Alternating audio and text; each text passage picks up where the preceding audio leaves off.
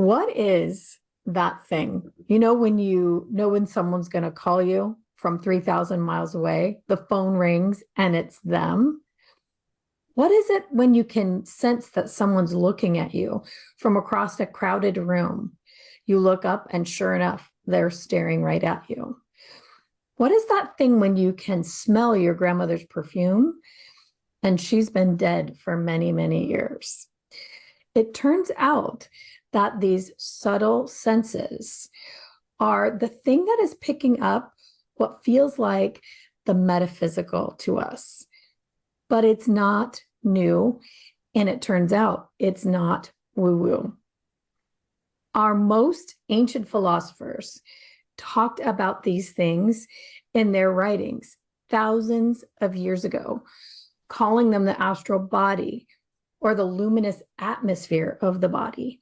Aristotle called it the pneuma, a vital breath or warm vapor within and surrounding the body that served as a carrier for life and, get this, perception.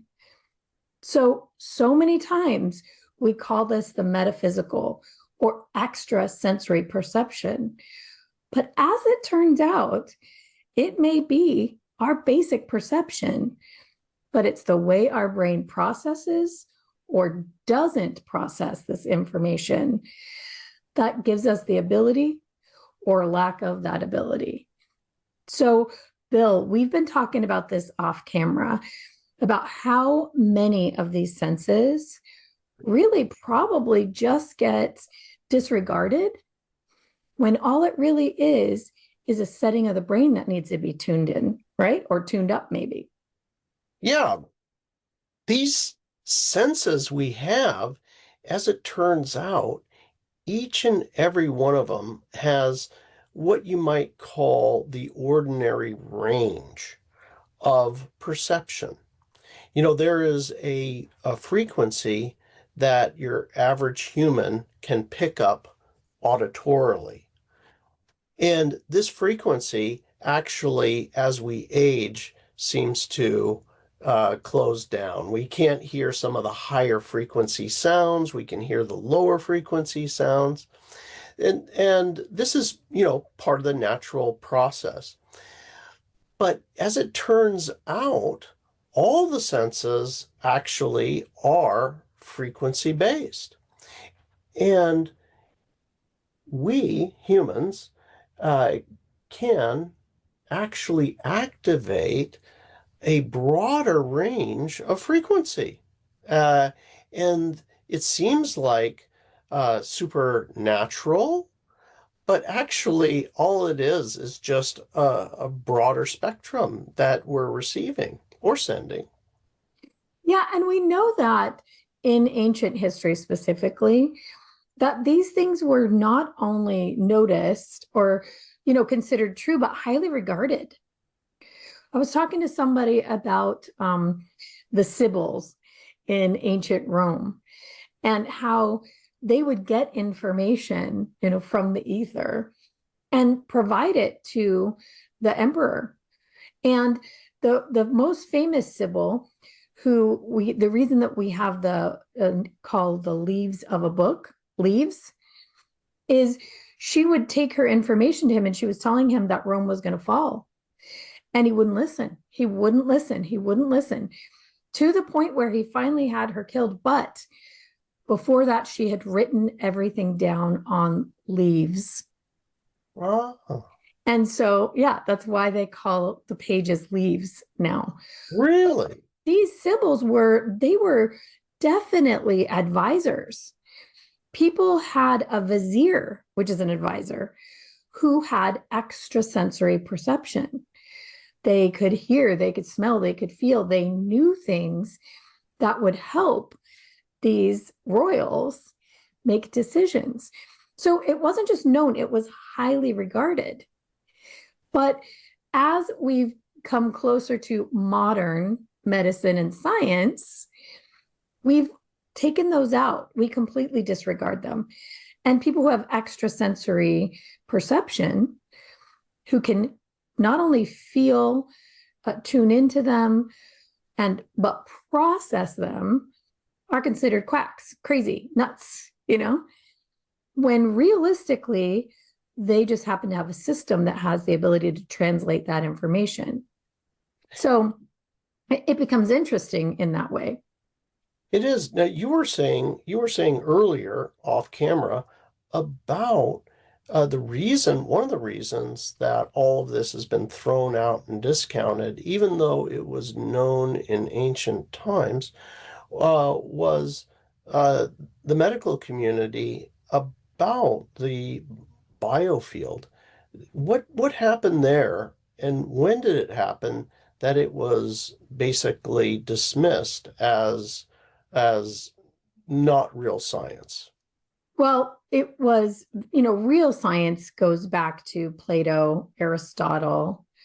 Um, I can't pronounce his name, but it's Plotinus, even into the 3rd century CE, knew about and talked about basically bioelectric and energetic physiology, the luminous atmosphere around the body, knowing that this was actually a physical part of our body, not a woo-woo thing, not just an auric field, but actually an organ.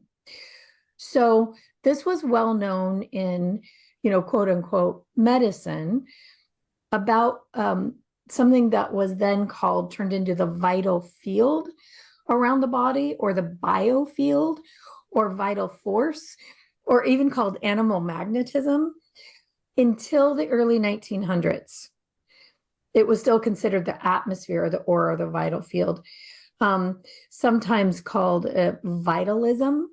The living organs had a vitalism.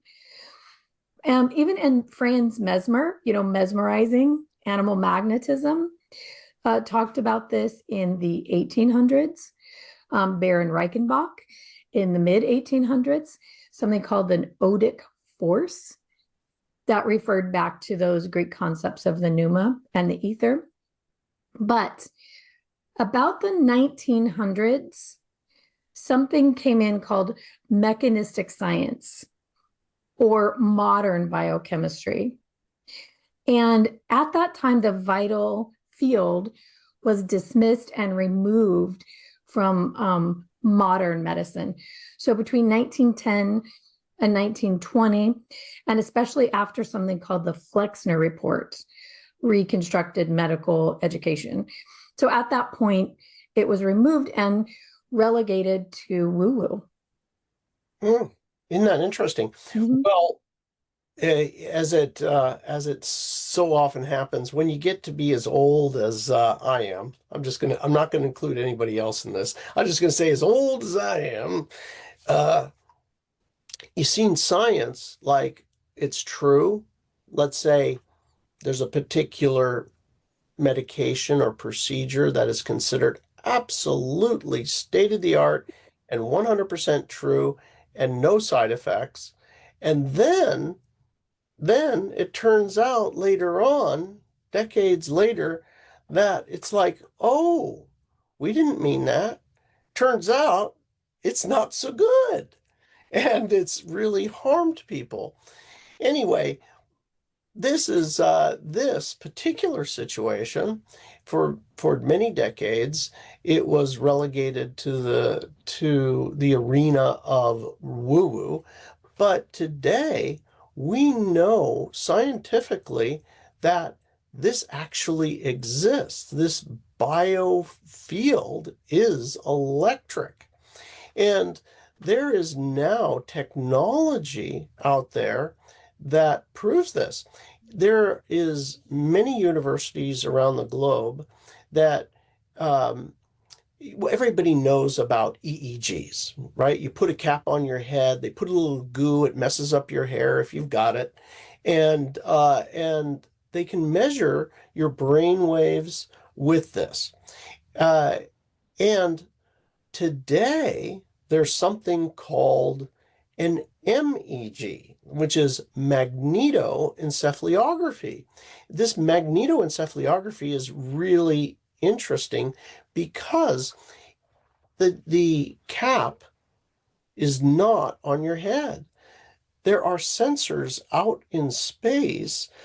They're called squids. It's basically like a quantum sensor. And this sensor senses the electrical charge that you put off when you have a thought. And it's right beyond your physical brain, it's out in the field. There's a little shock, a little electrical charge. And this electrical charge out in the field not only is sensed by these squid sensors, but it maps it to your brain, and they can tell all the stuff that an EEG can tell. So we know that our thoughts are not local. Going back to one of the things that Liz was just talking about is, how do I know that somebody's got their attention on me? They're looking at me and I can feel it. Well, guess what? This electrical charge actually travels. It travels beyond the body and it keeps going.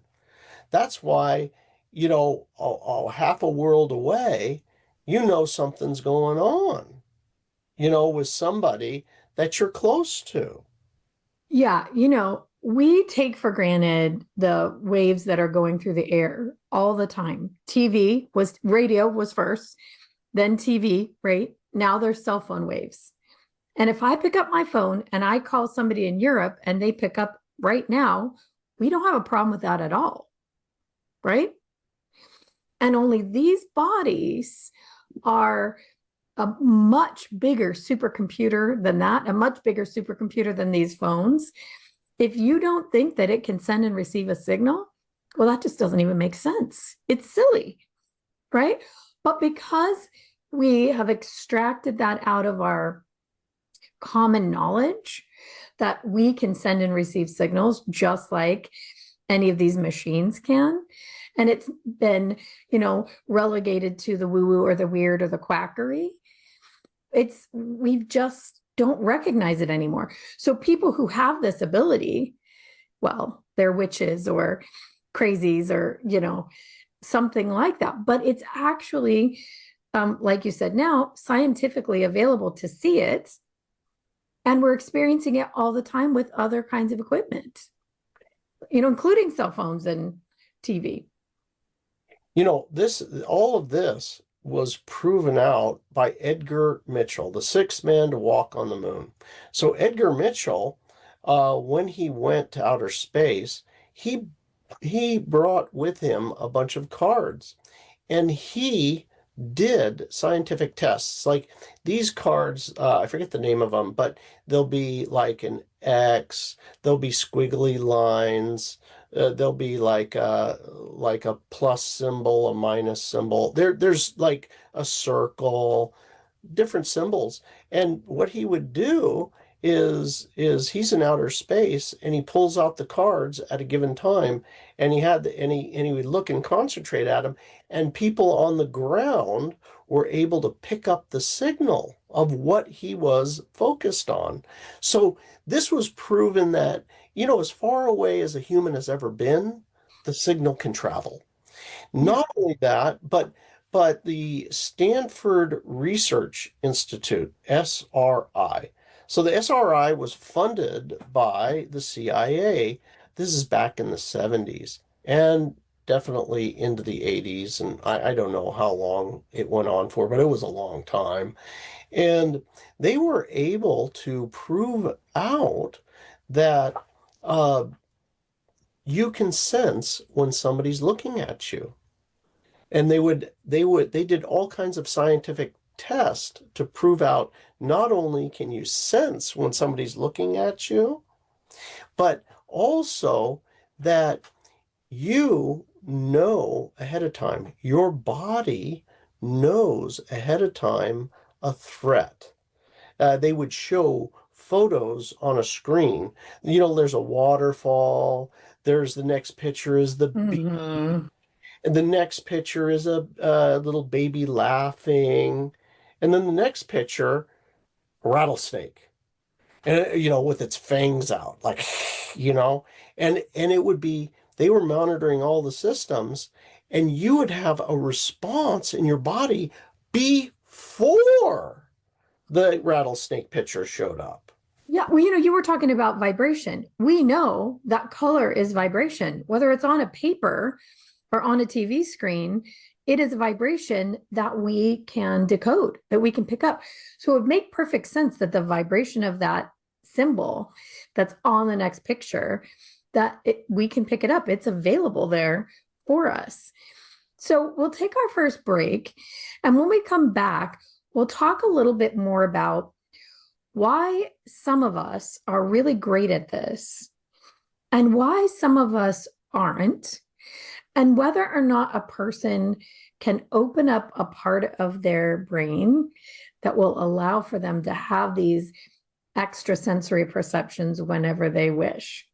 So let's take a quick break and we'll hear from the good folks at the UK Health Radio Network.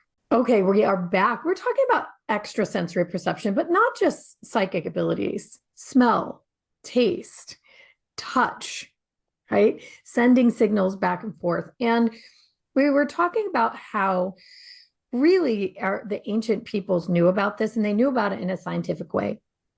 We shut that right down, right? Took it right out, forgot about it, to where now all of that is just considered silliness until the last couple of decades, in which machinery has been created that actually shows the auric field, Kirlian photography, right? Yeah. The EEGs, the CAT scans, even PET scans, even can see the electricity moving within the body, but also outside of the body as well. So what we know about this is that there's a part of our brain, and it's in our brain stem, that restricts or opens to let in information.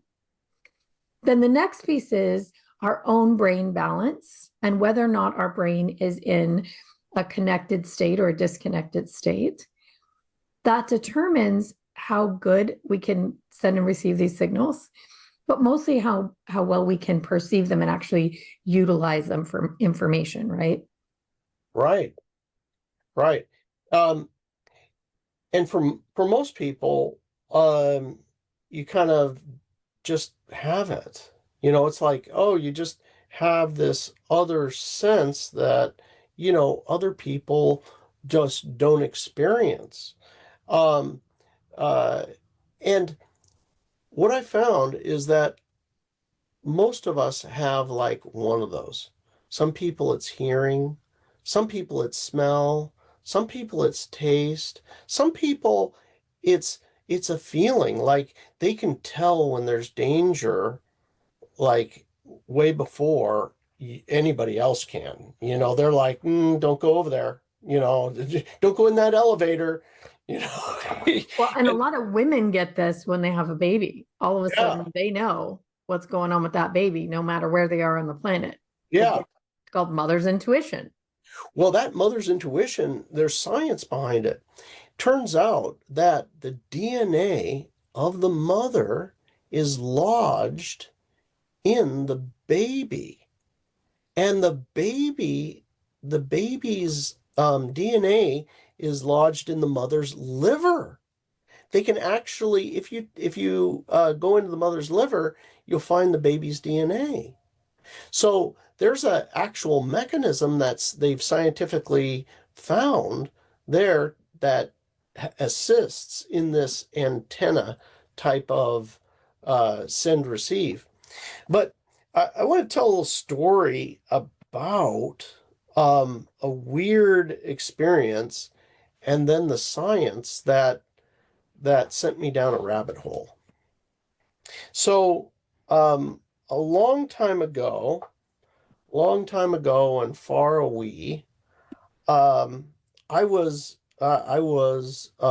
aboard my vessel at the time, and I was meditating. And when I meditated, I I had this vision come to me. And the vision in this meditation, I felt like I was floating. I was in such bliss, and I swear, my arms and legs, I don't know if my body was floating, but I felt like it. I didn't open my eyes, but it was amazing. And I saw this vision of the Virgin Mary just showed up. I was in this bliss. She's there. I was like, I don't know how long I was in it, but I was like, man, this is freaking great. And anyway, finished up. I don't know how long I was in it for. And I walked up the stairs into the pilot house. And as soon as I walked upstairs, there was this incredible smell of roses. And at the time, my first thought was, damn it, my wife, she must have spilled rose oil into the cushions. I'm never going to get this out of here. I'm like, what am I going to do? And it's like, and I looked around. I was like, it's got to be, and she was sleeping. So I didn't say anything. I was just going around.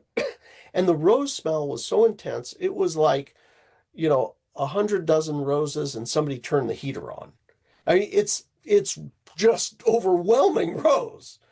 And I go down, I still remember I got my coffee and I, stuck in the microwave, beep, and I'm like, drinking my wife. And I was like, damn it, where's the roses? And there were some dead roses and I smelled those and it smelled like dead vegetation. Didn't smell like a rose. And finally, I'm there and I'm like, damn it, I was smelling all the cushions. Nothing is there. Then I finally am like, oh my God. I wonder if it had anything to do with Mary. And I go over to the computer and I Google Virgin Mary smell of roses. And that's all I typed in. I hit click and boom. Turns out I'm not the only one. There were all kinds of reports when she shows up. That's the smell. I called somebody that is somebody who's has spent their life in that whole Catholic religion thing, and it's hey, hey, what's going on here? Oh well, I guess sometimes that happens. It's like, oh, thanks. Anyway, I basked in that. I remember just sitting and basking in it. And I was like, man, this is incredible. I wish I could save it somehow. I kept all the doors and windows closed and everything. Anyway, fast forward. Fast forward, I'm watching TEDx. And there's a guy on TEDx, The Science of Scent. And and his name is Luca Turin. You need to watch this episode. It's on TEDx. You can find it on YouTube. And anyway, Luca is a biophysicist. So he, I hope I got that right, Luca, but he's over in Europe, and he got a contract with a perfumer. And the perfumer wanted him to recreate a particular um, base component of perfumes. And it was incredibly expensive. So he said, if you can recreate this chemically, it'll be worth hundreds of millions of dollars to us. So he ends up going to work. And he had this weird idea. And this weird idea was that scent is not a particle, but it's a particular vibration. What the? I was like, what the? That sounds freaking weird to me. It's a vibration. So he goes off and he talks about there's a vibration of fecal matter. They figured out, okay, it vibrates at whatever, 60 hertz. Well, the rocket fuel, supposedly, real rocket fuel, supposedly is, I'm making it up, but let's call it 60 hertz or whatever. And it was rocket fuel vibrates at 60 hertz. And he wanted to see, does rocket fuel smell like poop? So he goes to order it, and he was talking in the video that, rocket fuel, they don't sell a vial of it. They sell it in container, like massive amounts. They sell these huge containers of rocket fuel. And so anyway, somehow he ends up getting the rocket fuel. He opens it up, and full on sulfur, poop smell. So anyway, Luca Turin had discovered that, in fact, smell is a vibration. You're smelling the vibration. And I went off and I got a list of the vibrations of all kinds of different scents. Like, and I'm making it up, but I remember lemons were something like, 100 hertz, and garlic, whatever, 80 hertz, or so on and so forth. But at the very top of the vibrations, at 320 hertz, roses. It was the highest hertz out there. And I was like, well, now, doesn't that make sense? Anyway, I spent years with trying to recreate sense through a frequency generating machine. I went and bought this, $8,000 machine, and I'm trying to dial it up to create the frequencies. And anyway, I know it can be done. There's more to it, but there's an interesting thing, and the point being is that with the experience of Mary showing up, I know that you can detect a frequency that is not the particulate. That's the thing. Well, and it matches what we know about vibration and consciousness. So we know that when the body is relaxed, so you were in deep meditation, when the body is relaxed and it's out of fight or flight to the point where the body uses that energy for other things like extrasensory perception, also your consciousness level rises. So at that level of 500, love or above vibration of a human body, it would make sense that you're able to also perceive those much higher vibratory scents as well, especially if you were calling in something that matches, that vibration.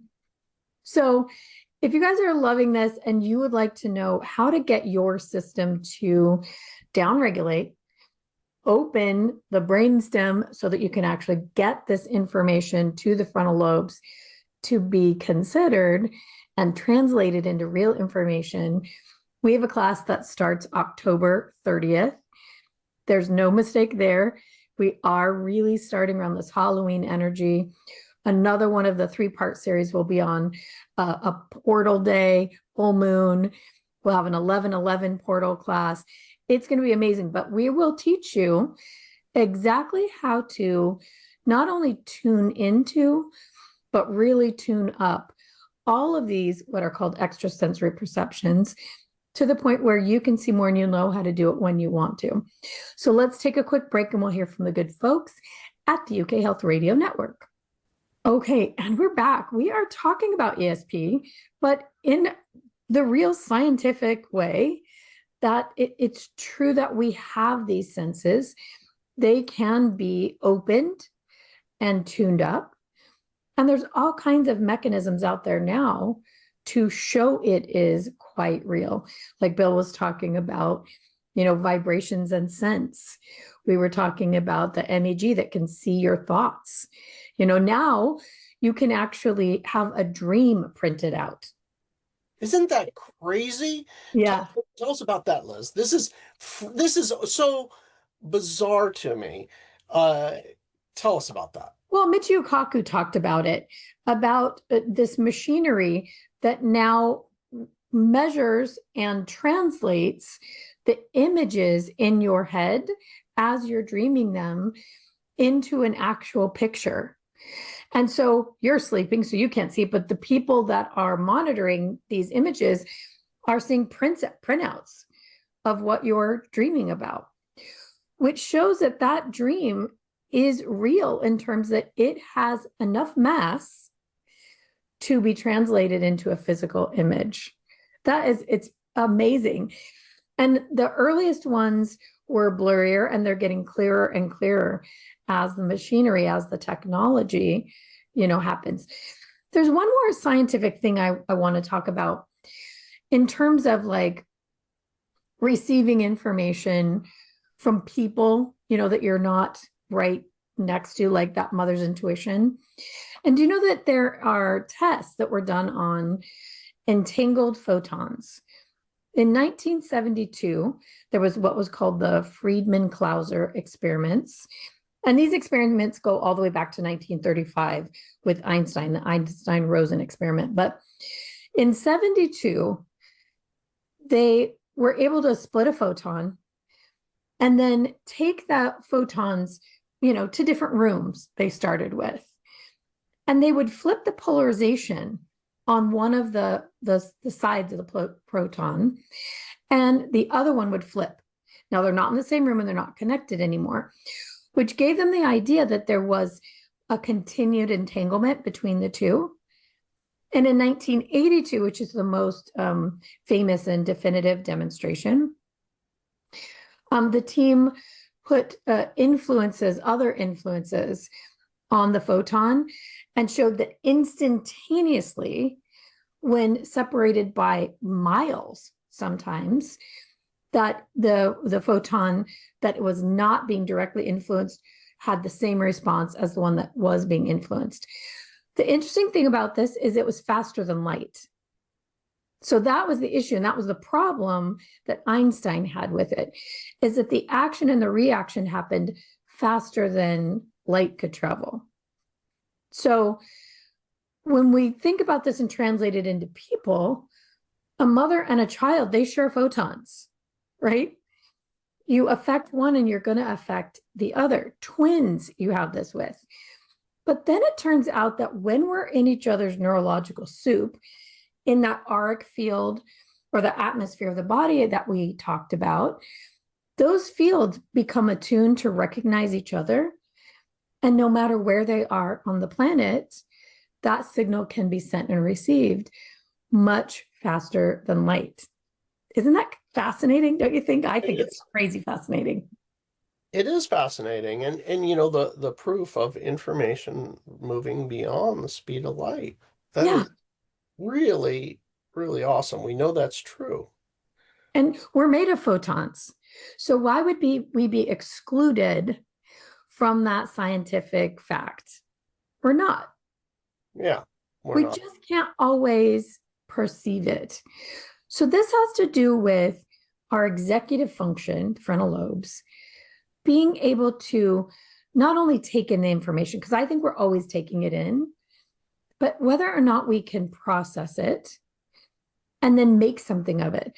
So information comes in through all of the senses, but then it's considered by the brainstem, that reticular activating system and the limbic system, and it will let in only so much information, so not to overwhelm the brain.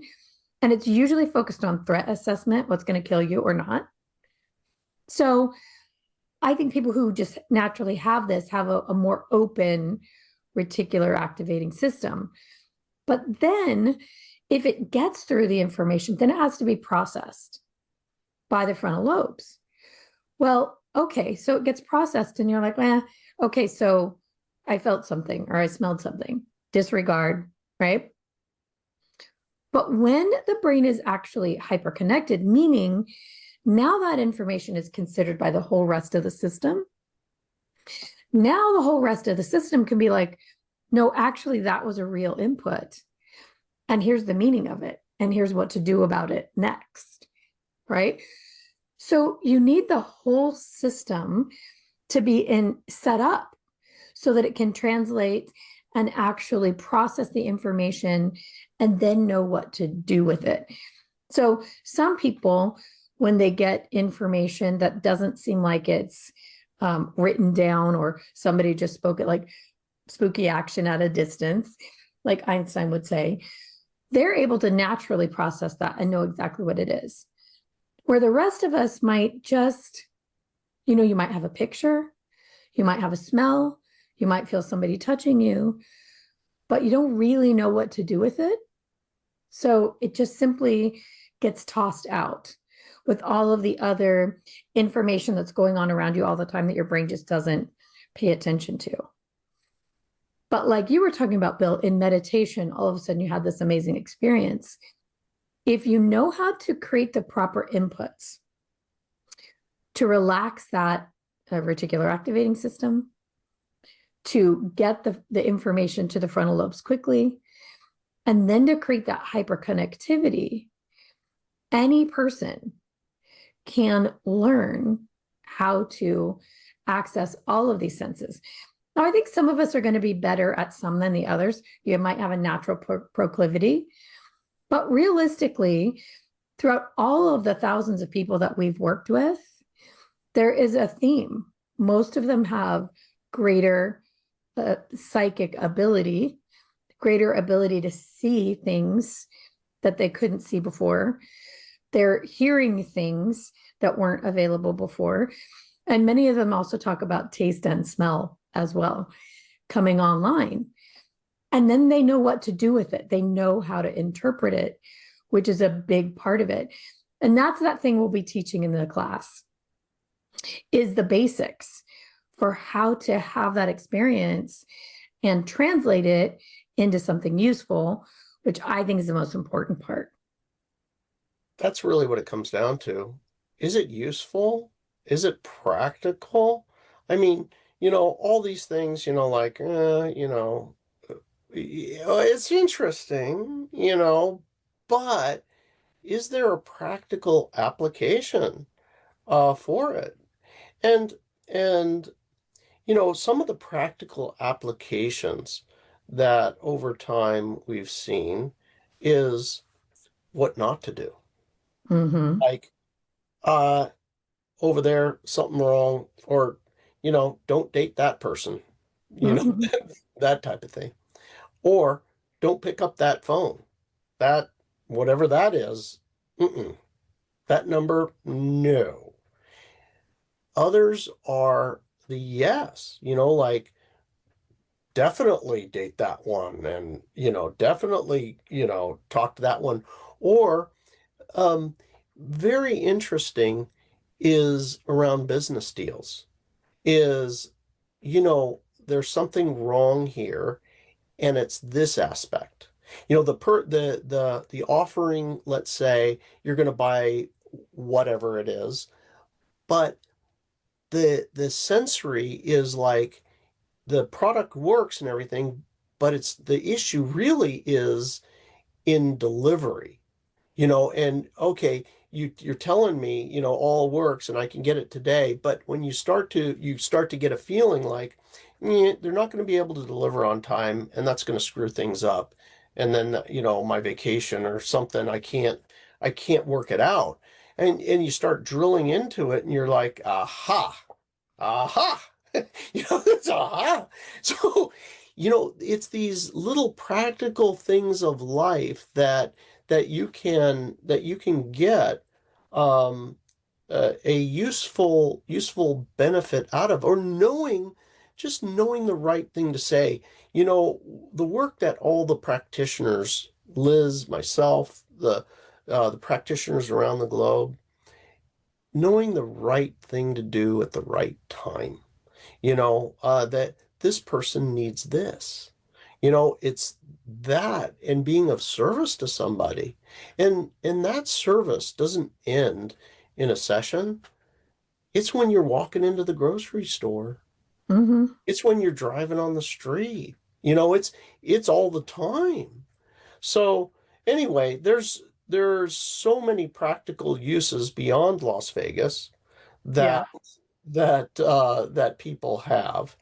Well, And you know, it's pretty fun. It's yeah. an enhanced life. Communication is a huge one when you start to live this way. So at first, what happens is people will use it, and the threat activating system gets big, like, oh, ooh, that's bad. Oh, the energy here is bad, or that's the level one.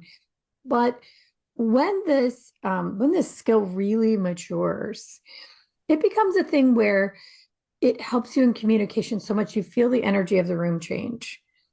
You know when, okay, that advice I was about to give, they're not going to receive that. So you're able to just relax in and listen. And sometime later in that conversation, or a few days later, all of a sudden the awareness comes that they're now available to receive that information, right? There's other things. Smell is one of those things. There are people, and I'm one of them, where you can smell if a person is not well, especially with your family. Like, I know when somebody's about to get sick, I can smell their body smells different, or maybe the breath a little bit, and I'm like, all right, you're on herb for the next 3 days, So there are these things where you relax into the world and you actually start to perceive so much more. Now, whether you act on it or not, also as a part of that deepening maturity and also calming of the nervous system. Like in the beginning, it can be jarring for people. So you react to everything, right? Like having a new skill. But after a while, it's just a part of who you are. And you're more a part of nature because you're able to perceive what's been there all along. You can see it, you can taste it, you can smell it, you can touch it, and you just enjoy it. And then there are those times when, because you have this skill, you can save someone's life. Right before something's going to happen or right after, you're able to calm your system and know exactly how to take care of that situation. So I like the way you said it, Bill. It really can be very, very useful in everyday life. And I think that's the point. It starts out as a parlor trick, right? And turns into just a way to live. So we've actually come to the end of this episode. We've got about 2 minutes. We really want to invite everyone to come to the Pierce the Veil class starting October 30th. Go to cognomovement.com/pierce the veil. There's a free class. It was a recording of a Cogno hour that we did that will get you started opening up these extrasensory perceptions. And then for 3 weeks, we're going to have 3 consecutive classes that will really help your body and your brain learn how to interpret all of it. So it was fun being here with you today, Bill. Thanks for all the great info. That was fun. All right. Hope to see you all on the class. It'll be fun. I guarantee it. You're gonna experience some new things. Yeah, it's always fun. That is for sure. A lot of joking around, but a lot of serious and heartfelt information. All right, you guys, until next time, be safe and be well.